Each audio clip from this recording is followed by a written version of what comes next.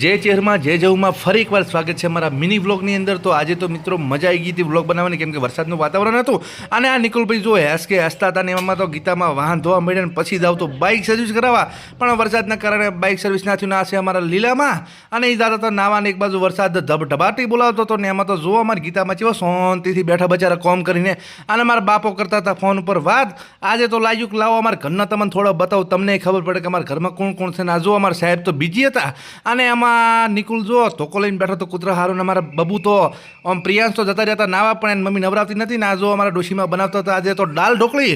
અને દાળ ઢોકળી ખાતી ને પછી જ્યાં ચેહરમાં થાય શ્રીફળ વધેર્યું અને પછી માતાજીને કહ્યા કે હે માં ભગવતી આ 300K અમારી ચેનલ પહોંચી જાય અને પછી જ્યાં મહાદેવના મંદિરે જઈ અને શિવને ભજ્યા ભાઈ આપણે, કેમ કે શિવ તો અમારા ગુરુ કહેવાય હો. અને શિવને ભજીને મંદિર બતાવ્યું ને પછી આખું જે સોગન હતું એ બતાવ્યું ને પછી તો આપણે પહોંચી ગયા ભાઈ ગોમમાં. આ ભાઈ અમારું ગોમ છે તો જો અમારું ગોમ કેવું લાગે.